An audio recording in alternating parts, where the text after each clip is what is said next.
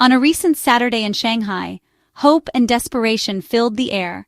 The city, known for its rapid development and bustling economy, was a hive of activity. Hundreds gathered for the launch of One Tian An Place, a new high-end property development that promised luxury and exclusivity. Prospective buyers clutched lottery numbers, their faces a mix of anxiety and excitement, eager to secure a high-end apartment in a prime location. The stakes were high, and the competition fierce. This frenzy contrasted sharply with China's broader property market downturn, where many cities faced plummeting prices and vacant buildings. In July 2025, 5 high-end developments in Shanghai sold out on their first day, showcasing a thriving niche market that seemed immune to the national trend. Buyers view these properties as safe havens for their wealth, immune to national price drops. They believe that investing in Shanghai's prime real estate is a secure way to preserve and grow their wealth. Prime land in Shanghai remains a valuable commodity, regardless of broader economic trends. The city's skyline, dotted with cranes and new developments, is a testament to its enduring appeal. The demand is insatiable, driven by years of savings and the allure of a secure investment. Families are determined to invest in what they see as a stable and promising future. The frenzy at high-end launches is misleading, drawing crowds and headlines but ultimately representing only a privileged market segment. These events, with their long lines and palpable excitement, are often mistaken for signs of a healthy, recovering real estate market. In reality, they are a carefully curated spectacle, masking deeper issues that lie beneath the surface. The buyers at these launches are typically well off, seeking not just a home but a status symbol, and are willing to pay a premium for the perceived security and prestige that comes with a luxury address. These properties, built by reputable developers in prime districts, create an illusion of a booming market. The glossy brochures, the modern amenities, and the central locations all contribute to a narrative of prosperity and growth. Yet, just kilometers away, a different reality unfolds with thousands of unsold properties. In these less desirable districts, entire apartment blocks stand empty, their windows dark at night, a silent testament to the market's underlying weakness. The energy at One Tian An Place was more lottery than recovery, masking market weaknesses. Buyers weren't just purchasing homes, they were gambling on the future, hoping their investment would hold value in a market riddled with uncertainty. For every sold-out project, many others sit empty, their prices declining. Developers slash prices or offer incentives, but still struggle to attract buyers for less desirable locations or lower-quality builds. China's 2025 housing market is a paradox of frenzied buying and deepening decay. The contrast between gleaming new towers and neglected aging buildings is stark, highlighting the growing divide. The excitement of sold-out launches fades when considering the broader market. In many neighborhoods, the silence is deafening, with empty streets and abandoned apartments painting a very different picture. These projects, typically new and centrally located, offer rare security. Buyers flock to them, not just for the amenities, but for the assurance that their investment is less likely to lose value. Buyers pay premiums for peace of mind, knowing the developer's reputation ensures quality. In a market where trust is fragile, this peace of mind is worth its weight in gold. This is a flight to quality amid uncertainty. People are no longer willing to take risks on unknown developers or unproven locations. They want certainty, even if it comes at a higher price. Most other properties face a different story, saturated with compromises. These buildings, often older or poorly maintained, struggle to attract buyers in a market that is increasingly selective. Older buildings in less desirable areas or new projects from smaller developers struggle. Many of these properties are plagued by issues that were once overlooked in a booming market. Buyers find issues like poor layouts, lack of light, or noisy locations. In the past, these flaws might have been ignored, but now they are deal breakers for increasingly cautious buyers. In a booming market, such flaws might be overlooked. The rush to buy meant that even subpar properties found owners, as people feared missing out on rising prices. But in today's cautious climate, these imperfections are deal breakers. Buyers are more discerning, and the margin for error has shrunk dramatically. Properties languish on the market for months or years. Some owners are forced to lower prices repeatedly, while others simply give up, leaving their units empty. The market's fragmentation is stark, with a few thriving projects overshadowing widespread struggles. The gap between winners and losers has never been wider. the illusion of recovery is shattered by the reality of unsold homes. For every headline about a sold-out launch, there are dozens of stories of empty buildings and falling prices. The market's true story is one of dramatic fragmentation. The disparity in housing conditions is a daily reminder that the boom is not universal. The broader market remains weak with only a few exceptions. Most neighborhoods are still waiting for signs of real recovery, as buyers remain cautious and selective. The illusion of a booming market is just that, an illusion.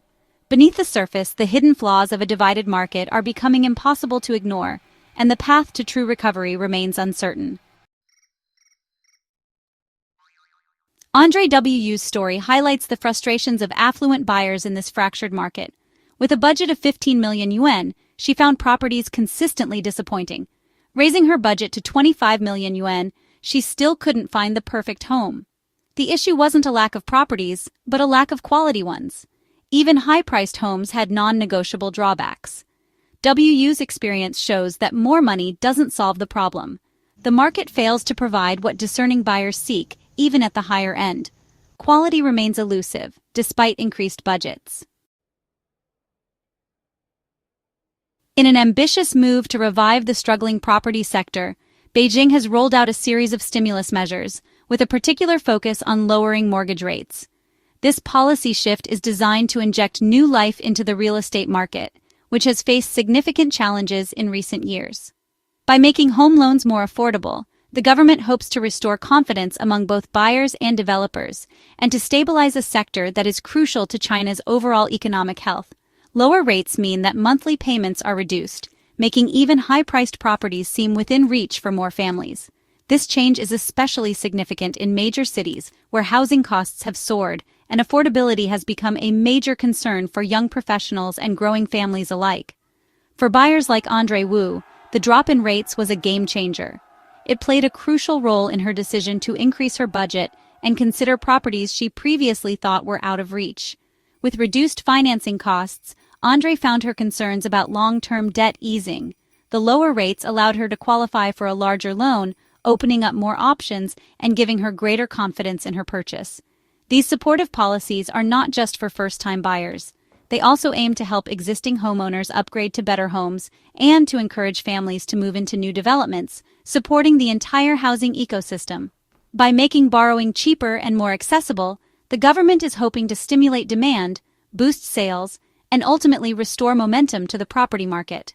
Local governments have also been urged to step in, purchasing unsold homes from developers and converting them into much-needed social housing. This not only helps clear inventory, but also addresses the growing demand for affordable rental options. In addition, restrictions on home purchases have been loosened in many cities, making it easier for more people to enter the market or buy additional properties. Altogether, these measures represent a comprehensive and coordinated effort to prop up the market, restore confidence, and ensure that the dream of homeownership remains within reach for millions of Chinese families. The contrast between Shanghai's market and the rest of China is stark. While prime projects in Tier 1 cities thrive, smaller cities struggle. Developers offer discounts and incentives to attract buyers. Overbuilding and population outflow have created ghost cities. National housing data shows a persistent decline in prices. In August 2025, new home prices fell for the 10th consecutive month. Smaller cities face steeper price drops, worsening the situation. Analysts predict a 4.8% price fall for 2025, matching 2024's decline. The dream of a quick recovery has faded, replaced by a prolonged slump. In a falling market, buying a home is fraught with psychological pressures.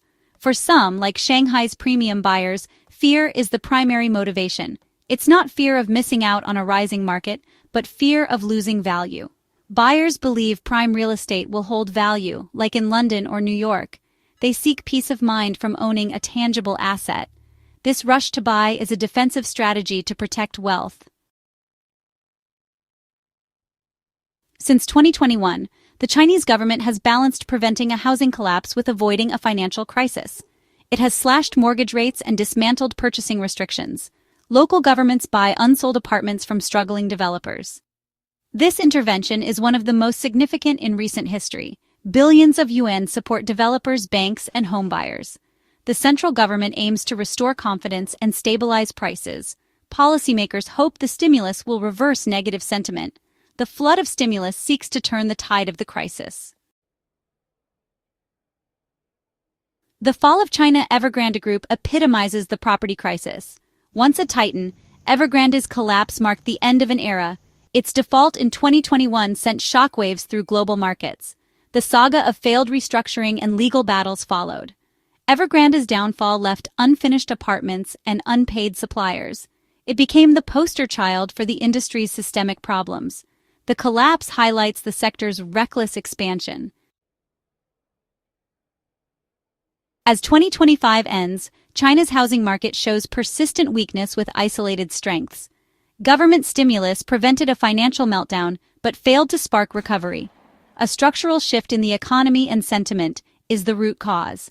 Property is no longer the primary economic engine or a guaranteed wealth path. Ongoing price declines result from oversupply meeting weakened demand. Developer defaults like Evergrande weigh heavily on the market. While some rush to prime real estate, most buyers remain cautious. The waiting game ensures prices continue to drift lower. The market's new reality is one of caution and uncertainty.